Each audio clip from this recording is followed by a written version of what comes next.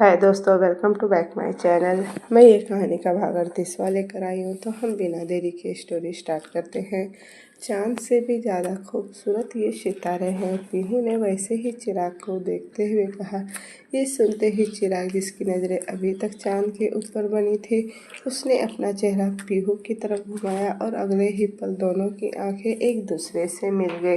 पर चांद हमारी सांसें अपने साथ ले जाती है हर बार, चिराग ने बिना आई कांटेक्ट तोड़ते हुए कहा। और सितारों को हम बिना अपनी पलकें झपकाए घंटों तक देख सकते हैं, पीहू ने भी अपनी पलकें बिना झपकाए कहा। दोनों के बीच एक अलग ही इंटेंस माहौल बन चुका था, जिसकी गवाही चांद और ये सितारे थे जिनका जिक्र उन दोनों के लफ्ज़ों में था। चांद नूर जैसा, कोहिनूर जैसा है, इतना खूबसूरत है कि मानो किसी ने एक यूनिक पेंटिंग पेंट की हो आसमान में। चिराग ने पीहू के उड़ते हुए बालों को उसके कान के पीछे टक किया और कहा। उसकी ये लाइन कहते ही पीहू के चेहरे पर एक छोटी सी स्माइल आ गई, जो न जाने कितने दिनों बाद आई थी। उसने मुस्कुराते हुए कहा, क्या हम अभी भी चांद और सितारे की बात कर रहे हैं?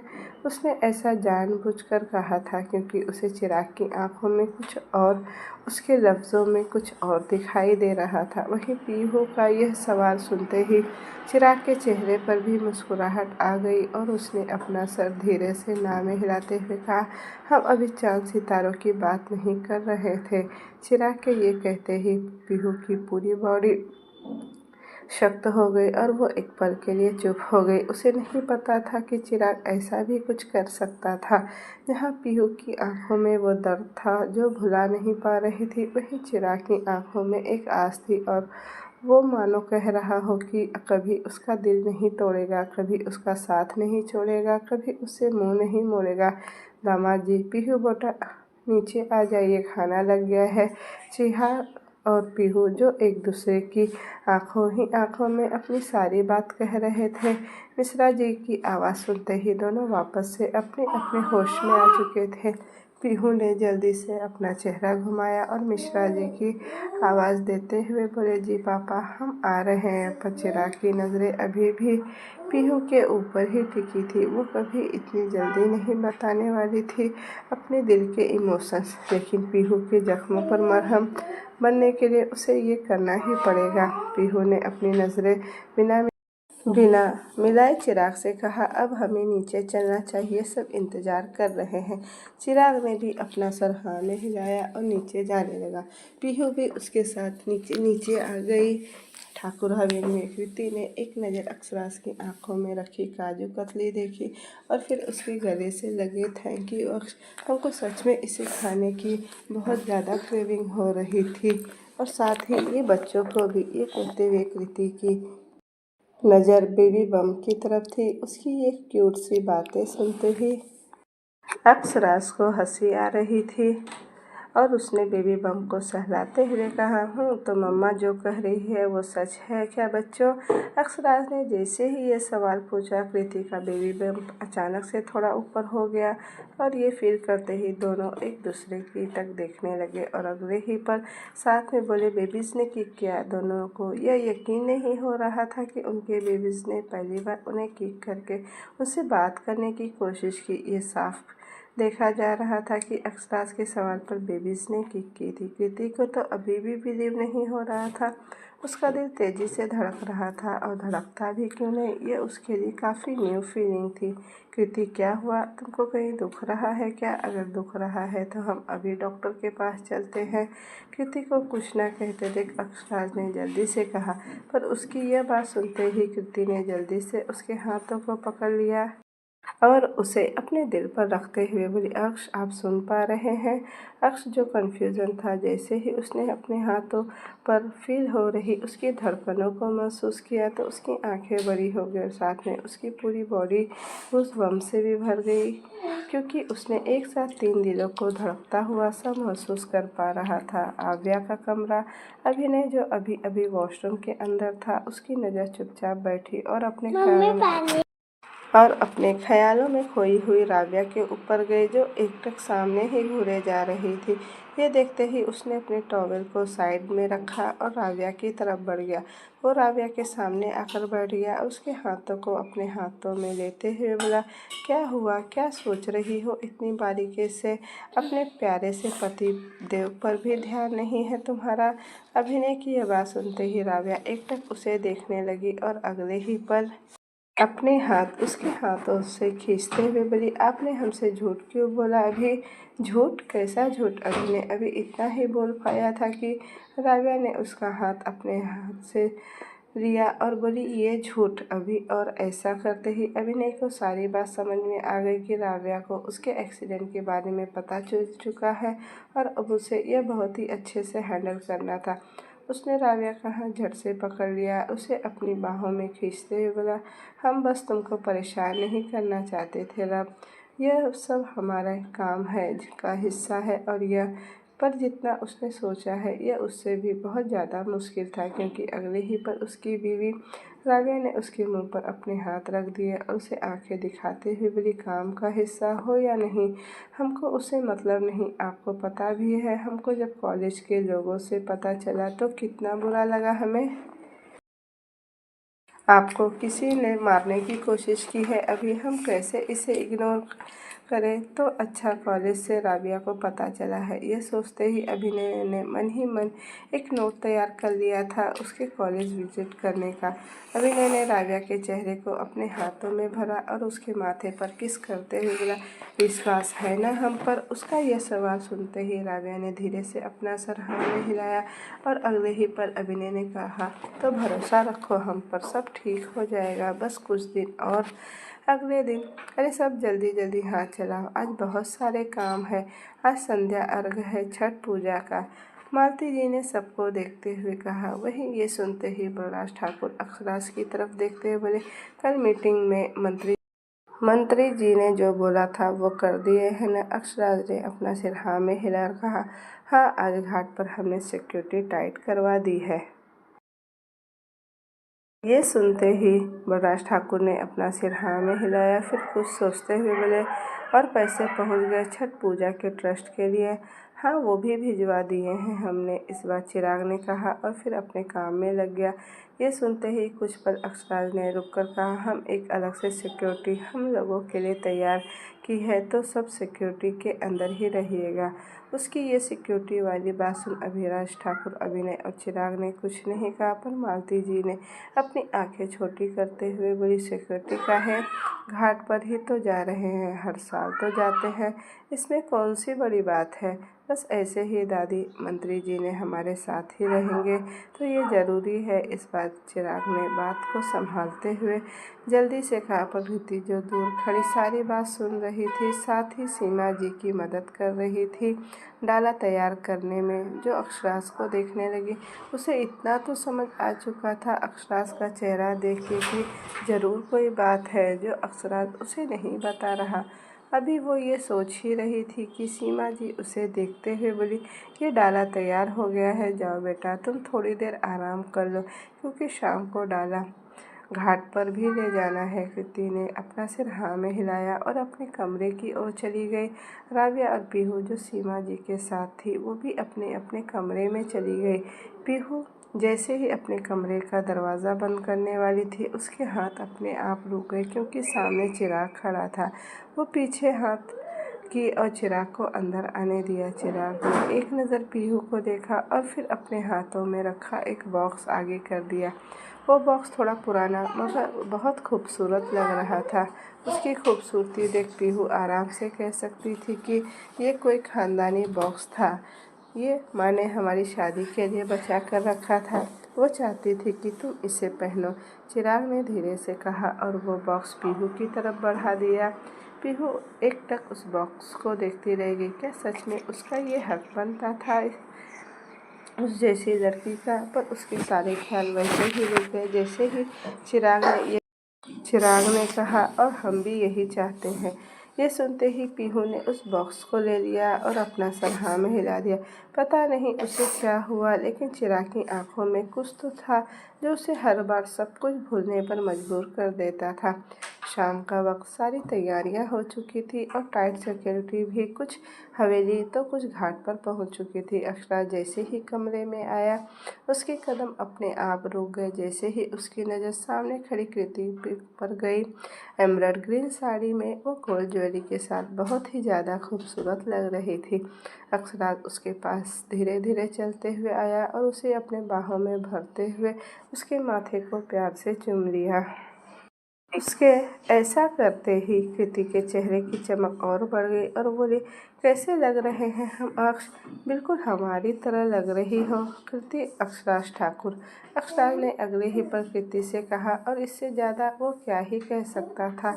उसकी धृति के लिए, सिर्फ उसके लिए कृति ही रहेगी। वो सिर्फ और सिर्फ कभी भी किसी और को उसे कंपेयर नहीं कर सकता था। और जाहिर सी बात है, जिसने मोहब्बत की हो कभी आपको कैसे किसी और से वो कंपेयर कर सकता है। कृति के गाल अब लाल हो गए। वो शर्माते हुए बोली, अब आप भी रेडी हो जाइए, हमने अपने कपड़े निकाल दिए हैं। ये कहते हुए उसने बेड की तरफ इशारा कर दिया जहां उसकी साड़ी के कलर का मैचिंग एक कुर्ता सेट रखा हुआ था। ये देखते ही अखलास की आंखों के सामने वो पल आ गया जब उसने पहली बार ऐसे ही धृति को ग्रीन साड़ी में देखा था और उस वक्त उसके पास वैसा सेम कलर का कोई भी कपड़ा नहीं था। इसलिए उसने नेक्स्ट डे रघु से कहकर सेम कलर का कुर्ता मंगवाया था। ये सब याद आते ही उसके चेहरे पर स्माइल आ गई। उसे ऐसा खुद में मुस्कुराता देख कृति बोली, क्या आपको पसंद नहीं आया ये? हम दूसरा निकाल दें? ये सुनते ही अक्षराज ने जल्दी से अपना सिर ना में हिलाया और कहा, नहीं, ऐसा कुछ नहीं है जो अक्षराज ठाकुर की बीवी ने किया हो और अक्षराज ठाकुर को वो पसंद न आया हो। रात का वक्त। अक्षराज जो कृति के पैरों को धीरे धीरे दबाए जा रहा था, उसने एक नज़र कृति को देखा जो उसे एकटक देख रही थी। ऐसे क्या देख रही हो बीवी? अक्षराज ने एक स्माइल करते हुए कहा। यह सुनते ही कृति ने बिना कुछ बोले अपने पास आने का उसे इशारा किया।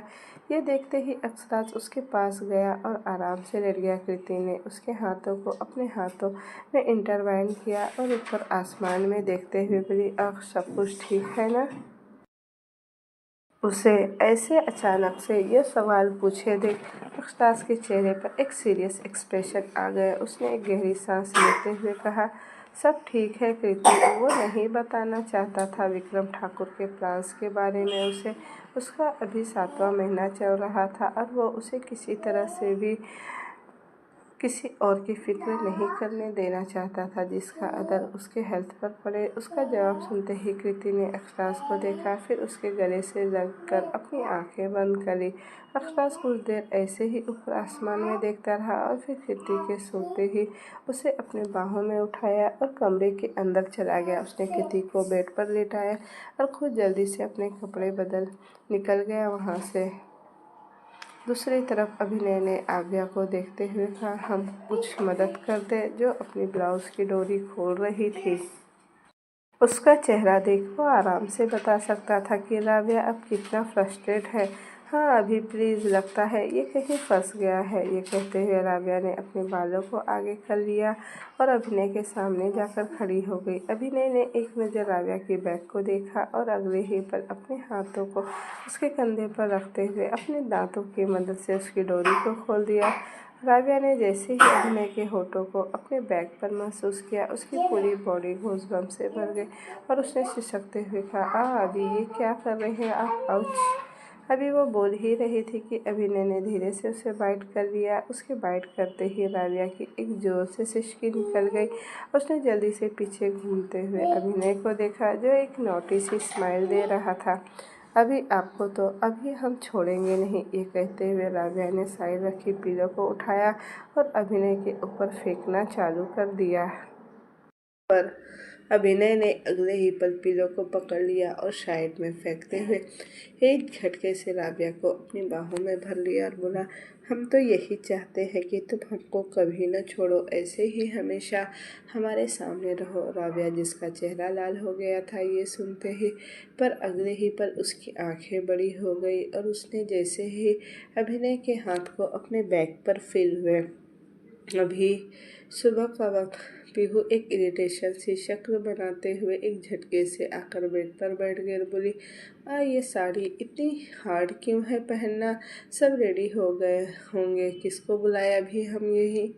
अभी वो ये कह ही रही थी कि उसे अपने पैरों के पास कुछ महसूस हुआ। उसे जैसे ही अपनी नज़र नीचे की, उसकी आंखें बड़ी हो गई और वो जल्दी से खड़ी हो गई। वो सच में परेशान हो चुकी थी इस साड़ी से। पता नहीं इसे बना किसने दिया, ये 5 मीटर की साड़ी को रोज रोज लपेटना। उफ, ये क्या? पीहू ने चिराग को नीचे बैठा देख हड़बड़ाते हुए कहा। चिराग जो अभी यहाँ से गुजर रहा था, उसने जैसे ही पीहू की शिकायत सुनी तो वो कैसे मदद नहीं करता उसकी साड़ी ठीक कर रहे पीहू। चिराग ने अपनी हंसी रोकते हुए कहा, आप छोड़िए, हम कर लेंगे। वो कैसे उसको करने दे सकती थी? ये क्या ऐसा करना सही था? बिल्कुल भी नहीं। उसकी बात सुन। चिराग ने एक नज़र उसकी साड़ी को देखा और फिर कहा, कैसे करोगी ऐसे? चिराग ने जैसे ही ये कहा, पीहू का चेहरा लाल हो गया क्योंकि उसकी सारी प्लेट्स किसी जोकर के ड्रेस जैसी लग रही थी। चिराग ने पीहू की साड़ी प्लेट्स को ठीक करते हुए कहा, हम कर देते हैं अभी। उसकी ये बात सुन पीहू ने धीरे से कहा, आपको आता है ये? चिराग ने एक स्माइल करते हुए कहा, वो हमारी बहन तो नहीं है न कभी माँ। वो कभी कभी साड़ी पहनने में मदद करते थे, बस इसलिए आ गया क्योंकि एक बार फिर से उसकी आंखों के सामने अपना बचपन आ चुका था। वहीं पीहू ने सिर्फ अपना सिर हाँ में हिला दिया। अगले ही पल चिराग वापस से खड़ा हो गया और उसे आईने की तरफ दिखाते हुए बोला, अब देखो ये। चिराग ने साड़ी को दिखाते हुए वैसे ही कहा, ये कैसी लग रही है, यह तो बता। वहीं पीहू, जिसकी नज़रें अपनी साड़ी के जगह खुद और चिराग के रिफ्लेक्शन के ऊपर थे, वो बोली, खूबसूरत। पर अगले ही पल उसे समझ आया कि वो क्या सोच रही है। उसने जल्दी से अपना सिर दूर की तरफ किया और बोला, हम लोग लेट हो रहे हैं, चलो जल्दी से घाट जाने के लिए। चिराग ने एक नज़र पीहू को देखा और फिर अपना सिर हाँ में हिला दिया। कुछ देर बाद सुबह सूर्य देवता को अर्घ देने के बाद आज छठ पूजा खत्म हो चुका था। करीब 36 घंटों बाद जिसने भी यह पूजा की थी, अब वो लोग खा सकते थे। हमने पंडित जी से बात कर ली है और पंडित जी ने कहा है कि कल का मुहूर्त बहुत ज़्यादा अच्छा है, इसलिए कल ही कृति बहुरिया की गोद भराई होगी। मालती जी ने सबको देखते हुए कहा, ठीक है, फिर आज से तैयारी शुरू कर दो और सबको निमंत्रण भी भिजवा दो। बलराज ठाकुर ने मालती जी की बात पर समझ होते हुए कहा। मालती जी सीमा की तरफ देखते हुए, एक बार कृति बहुरिया के मायके कॉल लगाकर बता देना ताकि वहां से उसके लिए गोद भराई का सारा सामान आ सके। तभी सीमा जी कुछ कहने वाली थी कि अक्षराज ने बीच में कहा, वहाँ से क्यों, हम खुद दिला सकते हैं। अरे अक्षराज ठाकुर, हम जानते हैं कि तुम अपनी बीवी को सब कुछ दिला सकते हो जिस पर वो हाथ रख दे, लेकिन यह सामान मायके से ही आता है, बुझो। मालती जी ने मुस्कुराते हुए बोली। उनकी यह बात सुनते ही सबके चेहरे पर स्माइल आ गई। आखिर अक्षराज ठाकुर के गाल जो लाल हो गए थे। कृति के नाम से हम आते हैं, शायद कोई बुला रहा है हमको। ये कहते हुए अक्षराज जल्दी से बाहर की तरफ चला गया। उसके जाने के बाद सब लोग हंसने लगे। राज ठाकुर कुछ सोचते हुए बोले, बहुत लोग आएंगे, इसलिए सिक्योरिटी टाइट करवा देना, हम सिक्योरिटी का सारा काम देख लेंगे। चिराग ने कहा, आखिर वो भी तो जानता था कि सिक्योरिटी अब कितनी ज़रूरी है। अभिनय भी साथ में बोला, हम डेकोरेशन वालों को देख लेंगे और मिठाइयों का सारा इंतजाम भी करवा देंगे। आखिर वो कैसे पीछे रह सकता था। चाचा बनने की खुशी उसके चेहरे पर थी। पीहू और राबिया भी वही थी, दोनों के चेहरे पर खुशी थी। आखिर कृति के लिए सबके दिल में इतनी ही जगह थी जितनी कृति के दिल में उन लोगों के लिए। रात का वक्त। चिराग ने अपने कमरे में एक नज़र देखा, फिर कमरे से निकल गया। ये पीहू इतनी रात को कहाँ चली गई? नीचे तो कहीं नहीं थी और न ही कमरे में। एक बार टेरिस पर जाकर देखते हैं, ये कहते हुए चिराग टेरिस की तरफ बढ़ गया। आखिर पहली बार पीहू ने उसे गले जो लगाया था, वो जानता था कि पीहू को यहाँ अच्छा लगता है। खुले आसमान में उसे आज़ादी देता है, आज़ादी, ऊंचा उड़ने की, जैसे ही वो टेरेस पर आया, उसकी नज़र पीहू के बैग पर गई जो उसकी तरफ बढ़ गया। वह जैसे ही उसके पास आया, उसकी आंखें छोटी हो गई, क्योंकि पीहू यहाँ चुपचाप बैठी नहीं थी। वो एक वुलन सॉक्स बना रही थी जो कि इतने छोटे थे कि वो उसकी उंगली में ही बस आ सकते थे।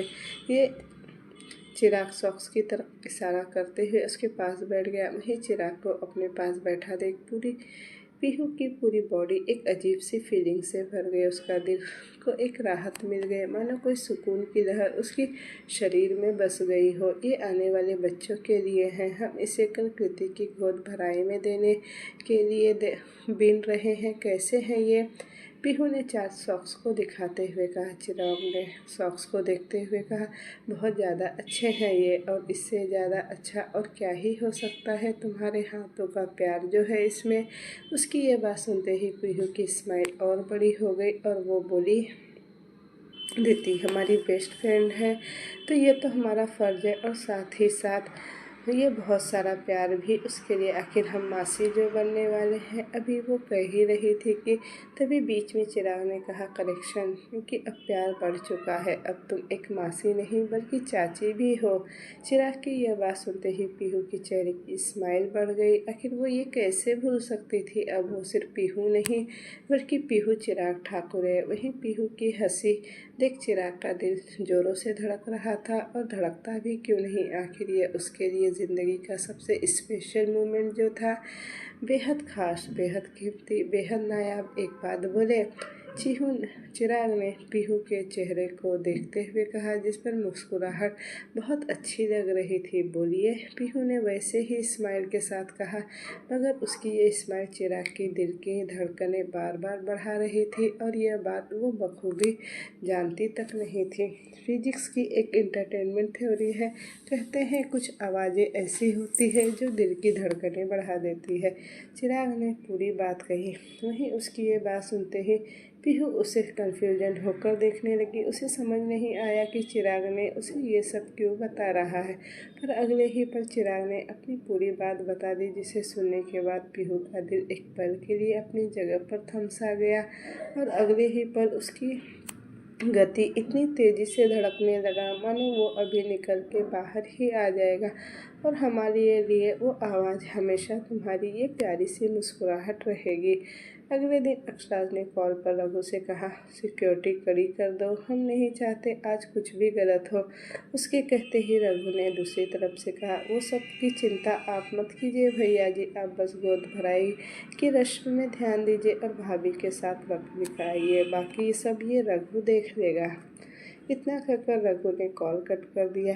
अक्षराज अभी कुछ सोच ही रहा था कि उसे प्यारी सी पीछे से एक आवाज़ आई, जिसे सुनते ही उसके एक्सप्रेशन सॉफ्ट हो गए, और उसे देखकर कोई भी बोल सकता था कि ये आवाज़ किसकी थी। अक्षराज पीछे घुमा और उसके सामने रेडिश पिंक कलर की गोटा साड़ी में एक बेबी बम के साथ कृति बहुत ज़्यादा ही खूबसूरत लग रही थी। यह नज़ारा देखते ही अक्षराज का चेहरा पूरी तरह से खिल गया। ऐसे सामने आओगी बीवी तो हमारा क्या ही हाल होगा। कृति हॉल के बीचों बीच बड़े से ओपन सोफे के ऊपर बैठी थी। उसके आसपास वाइट और रेड कोऑर्डिनेशन फूलों से डेकोरेशन किया था, जो कि बहुत ही सुंदर लग रहा था। हर तरफ फेरी लाइट्स जल रही थी और सितारों की तरह आज ठाकुर हवेली जगमगा रही थी। प्रीति का चेहरा भी इस वक्त चमक रहा था, पर तभी उसकी नज़र सामने से आ रहे उसकी मम्मी के ऊपर गई। पूजा अग्रवाल। प्रणाम मम्मी, कृति ने अपने हाथ जोड़ते हुए कहा। पूजा ने एक स्माइल करते हुए उसके सिर को सहलाया और बोली, तुम्हारे संस्कार क्यों क्या हुए? ऐसे हाथ जोड़कर करते हैं बड़ों को प्रणाम, पैर कौन छुएगा हमारे? अपनी मम्मी की यह बात सुन कृति की आंखें बड़ी हो गई, पर वो क्या ही एक्सेप्ट कर सकती थी इनसे। अभी वो झुकने ही वाली थी कि राबिया ने उसे रोकते हुए कहा, नमस्ते आंटी, आप भाभी को ऐसे कैसे झुकने कह सकती हैं? उनके पेट में ट्विंस बेबी है, ये सब उनके लिए अच्छा नहीं होगा। राबिया की बात सुनते ही पूजा जी का मुंह बन गया, और वो बात संभालते हुए बोली, हम झुकने को नहीं बोल रहे थे, हम बस संस्कार की बातें कर रहे थे। जाने दो, हमारा काम अपनी बेटी को संस्कार सिखाना था। यह कहते हुए पूजा जी ने एक नज़र दोनों को देखा और फिर मालती जी की तरफ बढ़ गई। कृति ने एक नज़र राव्या को देखा जो उसे ही देख रही थी। उसने बात संभालते हुए कहा, तुम बुरा मत मानो राव्या, वो ऐसी ही है। नहीं भाभी, हम क्यों बुरा मानेंगे, वैसे भी आज आपका दिन है तो आप अपना मूड खराब मत कीजिए, राव्या ने जल्दी से कहा। वहीं दूसरी तरफ चिराग जो अपने बालों को सेट कर रहा था, उसके हाथ अपने आप ही रुक गए। जैसे ही उसने पीहू के हाथों को अपने शोल्डर पर फील किया, वो जल्दी से पीछे घूम गया और उसकी नज़र पीहू के ऊपर गई जो अपने हाथों में साड़ी के प्लेट्स लेकर खड़ी थी। वो ये आप कर देंगे क्या, पीहू ने हकलाते हुए कहा। उसकी नज़रें नीचे थी क्योंकि सच कहा जाए तो उसे बहुत शर्म आ रही थी ऐसे चिराग से कहने में। पर उसकी यह बात सुनते ही चिराग जल्दी से अपना सिर हाँ में हिलाते हुए कहा, क्यों नहीं। और इतना कहते हुए उसने जल्दी से पीहू के हाथों से साड़ी ली और अच्छे से प्लेट्स बनाने लगा। वो वापस एक बार अपनी नीज पर बैठ गया और पीहू की साड़ी की प्लेट्स को ठीक करने लगा। पीहू की नज़रें एकटक चिराग के ऊपर बनी हुई थी। एक तरफ एक शख्स ने उसे कहीं का नहीं छोड़ा था और वहीं दूसरी तरफ ये इंसान जिसने उसे अपनी पलकों पर बैठा कर रखा था, ये जानते हुए कि उसके अंदर क्या कमियां हैं, उसे कभी भी गलत फील नहीं होने दिया। एक पति होने के बाद भी उसने पति होने का हक तक नहीं मांगा। दुनिया वालों के सामने उसे अपनाया। जब उसके पास कोई उम्मीद नहीं थी तब वो उसकी उम्मीद बनकर आया। आखिर कोई इतना कैसे किसी को चाह सकता था। हाँ, वो जानती थी कि चिराग के दिल में अब उसके लिए बहुत मोहब्बत है और अब ये छुपाने वाली कोई बात नहीं थी। आखिर होती भी कैसे। चिराग की आंखों में पीहू के लिए मोहब्बत साफ साफ नजर आ रही थी। उसके पास आने से चिराग की सांसों का थमना, उसके हंसने से चिराग के दिल की धड़कनें बन जाना, उसके एक बार नजरें मिलाने से चिराग की आंखों को फ्रीज हो जाना। आखिर क्या था ये सब। यह मोहब्बत का वो सुरूर था जिसके अंदर बुरी तरह से चिराग ठाकुर फना हो चुका था। और आखिर किसी ने खूब कहा था, जनाब, मोहब्बत वो मसला है जिसे हम खुद बेपनाह करते हैं बिना दूसरे शख्स की इबादत किए। लो हो गया, चिराग ने कहते ही पीहू अपने होश में वापस आई और अगले ही पल उसे देखने लगी। पीहू वो खुद को ऐसे देखते देख चिराग ने एक नज़र खुद को आईने में देखा और मन में सोचा, कहीं हम जोकर तो नहीं लग रहे ना। क्या हुआ, चिराग ने पीहू से कहा, क्योंकि उसे तो वो ठीक ठाक ही लग रहा था। इन कपड़ों में क्या आपके गले लग सकते हैं हम। पीहू ने इतना ही कहा था कि चिराग का दिल एक बार फिर से धड़कने लगा। और धड़कता भी क्यों नहीं, आखिर उसकी पीहू ने ये जो कह दिया था उसे कुछ आगे कहा ही नहीं जा रहा था।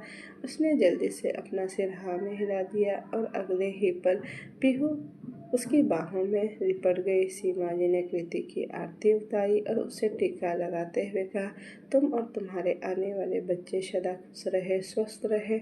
हम तो बस यही चाहेंगे, ऐसे ही हमारा घर परिवार सदा खुशियों से बना और बसा रहे। ये कहते हुए वो चावल के कुछ दाने धृति के सर पर डाल दिए। उन्हें होने के बाद साइड से कुछ गिफ्ट उठाया और कृति की झोली में डालते हुए उसे खूब सारा आशीर्वाद और बधाइयाँ दी। ऐसे ही एक के बाद एक सब लोग आते गए और कृति को आने वाले बच्चों की खूब बधाई देते गए। अक्षराज के चेहरे पर स्माइल थी और उसकी नज़रें एक पल के लिए भी कृति के ऊपर से नहीं हटी थी। और आखिर हटती भी कैसे, आखिर उसकी पूरी दुनिया जो कृति थी। आज अक्स बेटा, और आकर अब बहुरिया को कुछ तोहफा तुम भी दे दो, मालती जी ने अक्षराज की तरफ देखते हुए कहा। ये सुनते ही वो कृति की तरफ बढ़ गया और अपनी पॉकेट से नोटों की गड्डी निकालते हुए उसके ऊपर घुमाने लगा। अक्षराज के हाथों में मोटी नोटों की गड्डी देखकर कोई भी कह सकता था कि वो लाखों से कम नहीं थी, पर जो भी थी, जितनी भी थी, सब उसकी कृति के सामने कम ही थी। उसकी कृति अनमोल थी और नोटों की गड्डी उसका कोई मोल नहीं कर सकती थी। कृति भी अक्षराज को देख रही थी। उसकी आंखों में ढेर सारा प्यार था। उसे अपनी पहली रसोई याद आ गई थी जब अक्षराज ने यही चीज़ दोहराया था। अक्षराज ने नोटों की गड्डी को एक नौकर को देते हुए कहा, पहले इसे गरीबों में बांट दो। उसके इतना कहते ही वो नौकर वहाँ से चला गया।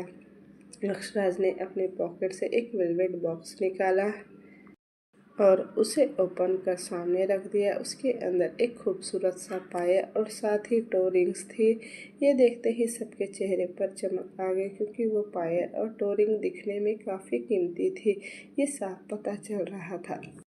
अब लाए हो तो पहना भी दो। अक्ष अक्ष मालती जी हंसते हुए बोली, क्योंकि वो देख सकती थी कि कहीं न कहीं अक्षराज भी कृति को ये पहनाना चाहता था।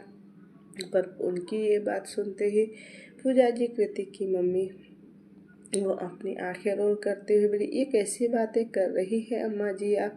अब पति लोग पत्नी के पैर छुएंगे क्या? अक्षराज की पूरी बॉडी एक पल के फ्रीज हो चुकी थी। उसकी आंखें लाल हो गई थी। वह सब कुछ बर्दाश्त कर सकता था, लेकिन कृति के खिलाफ गलत शब्द नहीं, चाहे वह उसकी माँ की तरफ से ही क्यों न हो। कृति भी एक नज़र के लिए, एक पल के लिए अक्षराज के ऊपर टिक चुकी थी और शायद उसे ये समझ भी आ चुका था कि अब आगे क्या ही होने वाला है। सभी लोग पूजा जी को ही देख रहे थे और देखते भी क्यों नहीं, पूजा जी की बात ही ऐसी थी। अक्षराज पूजा जी के तरफ घूम गया और उसकी तरफ बढ़ते हुए बोला, हम अपनी बीवी को लक्ष्मी मानते हैं और अगर हम उसके पैरों को भी छुएंगे तो वह हमारे लिए नाच की बात होगी, न कि शर्म की बात। अक्षराज की यह बात सुनते ही पूजा जी की आंखें बड़ी हो गई, क्योंकि वह अक्षराज से ऐसे किसी जवाब को एक्सेप्ट नहीं कर रही थी। अक्षराज की बात सुनकर वहाँ कुछ नहीं बोली और चुपचाप अपना सिर हिला दी, क्योंकि पहले ही सारे लोग उन्हें ही भूल रहे थे। और साथ ही कृति के पापा ने भी अपनी आंखें दिखाकर शांत रहने को कहा। कृति पहले ही अपनी मम्मी के हर एक व्यवहार से वाकिफ थी। वह अच्छी तरह से जानती थी कि उसकी मम्मी के ख्याल कैसे हैं, साथ ही वह उसे कितनी ज़्यादा नफरत भी करती है। इसलिए उसने अक्षराज से धीरे से कहा, अक्ष। उसका इतना ही कहना था कि अक्षराज वापस उसके पास आया और अपनी आंखें बंद करके एक गहरी सांस लेते हुए खुद को कंट्रोल करने की कोशिश करने लगा। मालती जी ये सब देखते हुए, अरे चिराग तस्वीर निकालो ज़रा इधर आकर, ये कहते हुए वहाँ का माहौल को वो ठीक करने की कोशिश कर रही थी। वहीं उसकी यह बात सुन चिराग भी सामने आया और फोटो निकालने लगा। अक्षराज ने अपनी आंखें खोली और एक नज़र कृति को देखा और फिर उसकी आंखों में एक बार फिर से सॉफ्टनेस आ गई। वह कृति के सामने अपने घुटनों पर बैठ गया और अपने पैरों पर उसके हाथों में रखते हुए बोला, तुम हमेशा अक्षराज के लिए लक्ष्मी का ही रूप रहोगी, जिसे अक्षराज ठाकुर हमेशा खुद से ऊपर ही रखेगा, चाहे कुछ भी हो। इतना कहकर अक्षराज ने एक एक करके कृति को टो रिंग्स पहनाने लगा। वहीं कृति की आंखें लगभग नम हो चुकी थी, और होगी भी क्यों नहीं। जहाँ उसकी मम्मी ने उसका साथ नहीं दिया, वहाँ भी अक्षराज ने अपनी पलकों पर उसे उठा रखा था। अक्षराज ने जैसे ही पायल को कृति के दोनों पैरों में पहनाया, वैसे ही तालियों की तेज गड़गड़ाहट पूरे हॉल में गूंज गई। मालती जी ने अक्षराज की तरफ देखते हुए कहा, अब जाकर अपनी बीवी के बगल में बैठ जाओ और हम सबको आरती करने दो तुम दोनों की। उनके इतना कहते ही अक्षराज जाकर कृति के पास बैठ गया। उसके हाथों में वो अपने हाथों में ले लिया। शिवाजी आरती की थाल लेकर आई और अक्षराज और कृति की आरती उतारने लगी। दोनों ही साथ में बहुत खूबसूरत लग रहे थे, बिल्कुल made for each other. Shivaji ने दोनों की नज़र उतारी और एक नौकर को थाली देकर उसे वहाँ से जाने को कह दिया। अब सब लोग धीरे धीरे आकर फिर भारी भारी से दोनों को आशीर्वाद देने लगे। लोगों के बीच अभी भी अक्षराज और कृति की बातें ही चल रही थी, और चलती भी क्यों नहीं। आखिर अक्षराज ने जो आज किया था वो कोई नहीं करता। कौन अपनी बीवी को खुद के ऊपर मानता है? कौन अपनी बीवी को इतनी रिस्पेक्ट देता है? कौन अपनी बीवी के पैरों को छूता है? कोई भी तो नहीं ना। तो फिर कुछ लोग तो हमेशा ही आएंगे और कहेंगे ये वही लोग थे जो कह रहे थे कि बड़े ठाकुर को ये नहीं करना चाहिए था। आखिर कुछ भी हो, है तो बीवी है ना, पैर छूकर इतना भी सिर पर उठाना अच्छी बात नहीं। ये सुन एक आदमी दूसरे आदमी ने कहा, अरे अब बड़े लोग हैं, कुछ भी कर दिए तो सब सही ही होगा। वैसे भी हम लोगों को क्या करना है, अब चाहे बीवी के पैर छुए और फिर बीवी को सिर पर उठाए। शायद इन लोगों को ये खबर नहीं थी, क्योंकि उनकी ये बात कोई और सुन रहा था। वो था अभिनय। अभिनय उनके पास जाकर बोला, दुनिया कितनी भी तरक्की क्यों न करे, लेकिन तुम जैसे लोगों की वजह से सब बेकार चला ही जाता है। अभिनय की बातों में गुस्सा साफ नजर आ रहा था, और उसका गुस्सा देख वो दोनों लोग बुरी तरह से डर चुके थे। वो हमें माफ़ कर दीजिए छोटे ठाकुर। अभी वो दोनों ये कह ही रहे थे कि अभिनय ने गुस्से से कहा, एक लड़की अपना पूरा घर छोड़कर तुम्हारे घर को अपना समझकर सजाती है, अपनी सारी खुशियाँ त्याग कर दूसरी की खुशियों में खुशी ढूंढ लेती है, तुम्हारे लिए सब कुछ करने को तैयार हो जाती है, उसे मारने से मर्दानगी साबित नहीं होते। अरे वो तो लक्ष्मी है जो इतना कुछ होने के बाद भी तुम्हारे साथ ही रहती। खुशकिस्मत समझो खुद को, क्योंकि उसके होने से तुम हो, उसकी इज्जत करने से तुम मर्द बनोगे, उसे मार कर नहीं।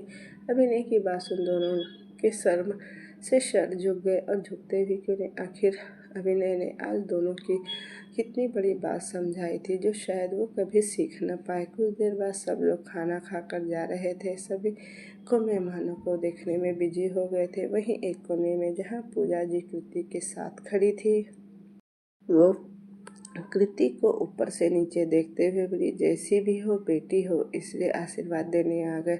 भगवान करे तुमको दोनों बेटा ही हो, कोई बेटी न हो, वरना उसे भी तुम जैसे निकम्मा बना दोगी। अपनी मम्मी की इतनी कड़वी बात सुन कृति का दिल धड़क से रह गया। उसे इतना तो पल चुका था कि उसके घर में कोई उसे प्यार नहीं करता, लेकिन इतनी नफरत एक बच्चे के लिए जो अभी तक जन्मा भी नहीं, उसके लिए ये कैसे हो सकता था। मम्मी ये आप क्या बोल रही हैं?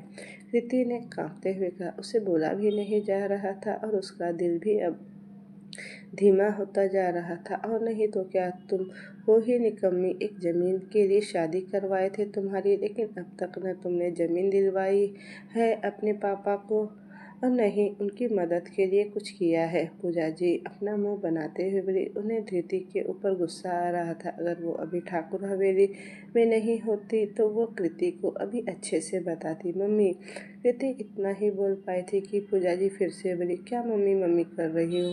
हम तो तुमको बहुत अच्छे से बता रहे हैं कि बेटा बेटा ही पैदा करना, वरना ये जो बड़े ठाकुर तुम पर लट्टू बने हो वो है ना, लक्ष्मी बोलते जो फिर रहे हैं, वो सब बदल जाएगा। समझी? फिर पड़ी रहना एक कमरे में अपनी बिटिया को लेकर, और बड़े ठाकुर ले आएंगे किसी और को, एक दूसरी शादी करके जो उन्हें बेटा दे सके। अभी पूजा जी इतना ही कह पाई थी कि उन्हें अपने सिर पर एक गन फील हुआ, और अगले ही पल उनकी आंखें शौक से बड़ी हो गई।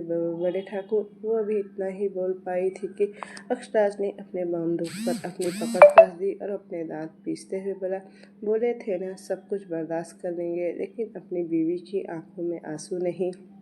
ये कहते हुए उसकी नज़र कृति के ऊपर चली गई, जिसका चेहरा अब आंसुओं से भीग चुका था। और भीगता भी क्यों नहीं? कौन सी माँ अपने बच्चों को, जिसने अभी तक जन्म भी नहीं लिया, उसके बारे में ऐसा सुन सकती थी? उसे तो आदत हो चुकी थी, लेकिन वो अपने बच्चे के लिए किसी भी तरह का नेगेटिव कमेंट नहीं सुन सकती थी। हम कुछ नहीं बोले हैं बड़े ठाकुर, ये ऐसे ही रो रही है। सच में? पूजा जी हकलाते हुए बोली। उसका झूठ साफ पता चल रहा था, लेकिन उन्हें नहीं पता था कि अक्षराज ने पहले ही उसकी सारी बातें सुन ली, और अक्षराज ठाकुर कभी भी अपने बच्चों को उन सब से गुजरता नहीं देख सकता था जो उसने कभी सहा था। उसे बेहतर कोई नहीं जानता था कि एक छोटे से बच्चे के ऊपर कितना ज़्यादा असर होता है इन सब चीज़ों का, जब आसपास के लोग उसे गलत बोलते हैं। आखिर उसने क्या नहीं सहा है अपने बचपन में? कृति के चेहरे पूरी तरह से आंसुओं से भर चुका था, साथ ही उसका दिल अंदर ही अंदर अब दर्द हो रहा था। वो भी अक्षराज की आंखों में एक दर्द देख सकती थी। आखिर उसे पता था अपने अक्ष का दर्दनाक पल, जो आज तक उसने अक्ष के अंदर समाया हुआ था।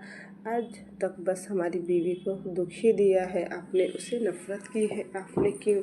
आखिर वो एक लड़की थी, एक बेटी थी, एक बेटा नहीं। और आज जब हमारी बीवी माँ बनने वाली है तो उसे भी तुम यही बातें सिखा रही हो और वो उसे दोष भी दे रही हो, उसे निकम्मा कह रही हो।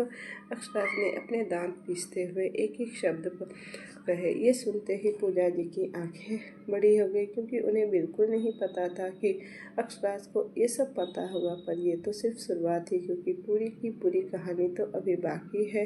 हमको माफ़ कर दीजिए, हम कुछ नहीं कहेंगे, अब हमको जाने दीजिए यहाँ से। अक्षराज ने जैसे ही बंदूक पर अपनी पकड़ कसी, वैसे ही पूजा जी गिड़गिड़ाते हुए बोली, लेकिन अब ये काम नहीं आने वाला था। आखिर आज आखिरी समय जो आ गया था उनका। अक्षराज उन्हें हॉल में आने का इशारा करते हुए गन को उनके सिर पर एक बार फिर से टैप किया। ये फील होते ही पूजा जी जल्दी से हॉल की तरफ आने लगी। वहीं कृति भी जल्दी से हॉल की तरफ आने लगी। ऐसा नहीं था कि उसे अक्षराज के ऊपर भरोसा नहीं था, पर वो ये भी जानती थी कि अक्षराज अब उसकी मम्मी को ऐसे तो नहीं जाने देगा। वहीं हॉल में अब सारे मेहमान जा चुके थे, अब वो भी बस बचे थे जो घर वाले ही थे। सब ऐसे पूजा और अक्षराज को देखकर शॉक्ड हो चुके थे, लेकिन कोई भी कुछ नहीं बोल रहा था, क्योंकि सबको पता था कि अगर अक्षराज ठाकुर ने किया है तो ज़रूर कोई बड़ी बात होगी। अरे बड़े ठाकुर, वो कृति की मम्मी है, ऐसे उनके सिर पर बंदूक क्यों रखे हुए हैं? लग जाएगी उनकी। कृति के पापा अब बोले। कहीं न कहीं उन्हें डर लग चुका था। आखिर अक्षराज के ऊपर किसी भी बात का कोई असर नहीं पड़ा और नहीं पड़ने वाला था, क्योंकि यह बात थी उसकी कृति की, उसकी बीवी की, जिससे वो उसे ऐसे तो नहीं जाने देगा। और आज वो सारा कच्चा चिट्ठा खोलकर सबको दिखाने वाला था। प्रकाश ठाकुर स्थिति को देखते हुए बोले, अक्षराज बंदूक नीचे कर दो, हम लोग बैठकर बात कर लेते हैं, लग जाएगी उन्हें। वैसे तो वो जान रहे थे कि अक्षराज ये सब बस डराने के लिए कर रहा है, लेकिन फिर भी कभी भी कुछ भी हो सकता था। बैठकर तो तब बात होगी ना जब ये लोग बात करने लायक रहेंगे। ये कहते हुए अक्षराज गुस्से से घूरा, लेकिन बात क्या है बताओ तो हमको। इस बार मालती जी ने कृति के आंसुओं को देखते हुए बोली। कहीं ना कहीं साफ उनकी आंखों में भी ये दिखने लगा था। बात यह है कि ये दोनों एक बेटी के माँ बाप नहीं, बल्कि उसके सौदागर है। एक ज़मीन की वजह से इन लोगों ने धृति का रिश्ता ठाकुर परिवार से जोड़ने के बारे में सोचा था। अक्षराज ने अब वो बात सामने रख दी जिसका डर उन दोनों को ही था। वहीं उसकी ये बात सुनते ही कृति की आंखों से आंसू की बूंदें गिरकर उसके गालों पर लुढ़क गई, क्योंकि ये उसकी ज़िंदगी का वो सच था जिसको वो कभी भुला नहीं सकती थी। उसके खुद के माँ बाप के धोखे का डर। अक्षराज ने जैसे ही कृति की मम्मी और पापा का सारा सच ठाकुर परिवार के सामने रखा, सबकी आंखें शौक से बड़ी हो गई, क्योंकि बलराज ठाकुर अब तक ये बात पता नहीं थी। वो बस कृति के बारे में जानकर इस शादी को करने के लिए आए थे, पर अब सारा सच उनके सामने था तो गुस्सा उनकी रगों में दौड़ने लगा। और दौड़ता भी क्यों नहीं, आखिर उनके साथ चल बाजी करने की कोशिश जो की गई। तुम्हारी हिम्मत कैसे हुई हमको बेवकूफ़ बनाने की? तुमको क्या लगा ऐसे ही वो ज़मीन तुमको मिल जाएगी? बलराज ठाकुर गुस्से से बोले, क्योंकि उनका गुस्सा देख सीमा जी उन्हें शांत करने की कोशिश करने लगी, क्योंकि वो नहीं चाहती थी कि अक्षराज के साथ साथ बलराज ठाकुर भी अब गुस्सा हो जाए, वरना बात बहुत बिगड़ सकती थी। तो दोस्तों, ये कहानी अब मैं यहीं तक रहने देती हूँ। इसका नेक्स्ट पार्ट मैं जल्दी लेकर आऊँगी। तो मुझे कमेंट में बताइएगा कि आपको स्टोरी कैसी लग रही है। Thank you for watching. Bye bye.